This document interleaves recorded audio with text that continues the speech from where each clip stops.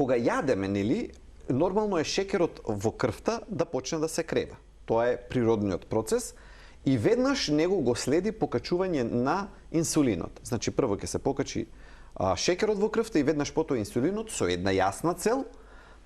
Телото го лачи инсулинот за да го спушти нивото на шекерот долу и да го нормализира. Да, шекерот во крвта да се врати, да го внесе во клетките и да се стабилизира. Но кога е присутна хиперинсулинемија или кога јадеме храна со многу висок гликемичен индекс, што значи тоа? Тоа значи храна која што ќе направи ваков скок на шекерот брзо во крвта или со други зборови бели теста, рафинирани теста, многу благо, значи тој тип на храна со велиме висок гликемичен индекс, тогаш и телото рапидно лачи инсулин, голема количина, и заради тој пренагласен одговор доаѓаме во ситуација кога потоа шекерот во крвта многу брзо ќе падне, бидејќи нивото на инсулин отишол многу горе. И сега имаме многу драматична флуктуација, нели тоа ролер костер го нарекуваат луда железница на македонски. Брзо ќе оди нагоре и брзо ќе се спушти надолу. И сега што се случува? Кога брзо ќе падне шекерот, телото повторно препознава, бидејќи спомнавме на почетокот, намалениот шекер телото го препознава како потреба за храна. И макар да има пројдено 1 час од оброкот, ако се случи брзо тоа нагоре па надолу, иако сме прилично полни со храна, отишло само малку подолу, можеби уште и во желудникот, шекерот бил висок па сега паднал, ние повторно ќе почувствуваме глад.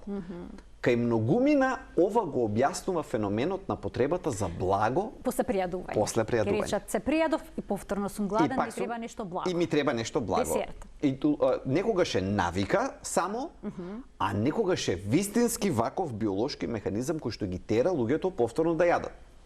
И тука почнува така наречен циркулус вициозус или волшебен круг, кога човек се прејал, шекерот отишол превисоко, инсулинот од високо ниво го спуштил долу, пак се активира тој процес, дали ќе биде благо, ако биде благо уште полошо, истото ќе му го направи на шекерот и после ќе го намали пак. И сега после најверојатно веќе следуваат грицки.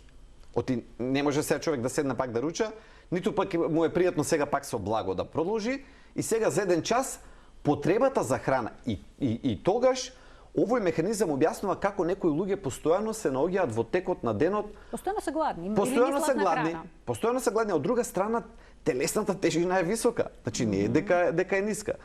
И де факто само бркаат од оброк до оброк. Не велам дека нема момент на навика кај некои луѓе. Да, постои момент на навика, но кај некои постои ваква... Тие луѓе не измислуваат, објективно се чувствува гладен.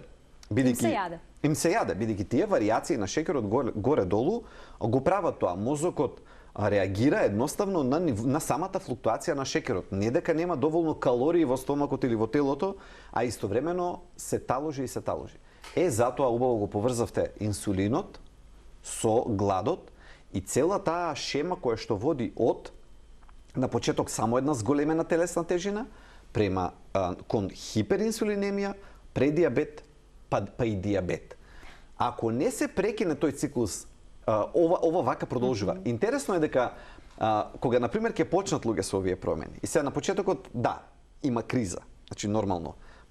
Рековме, на промената на навиките не е едноставна работа.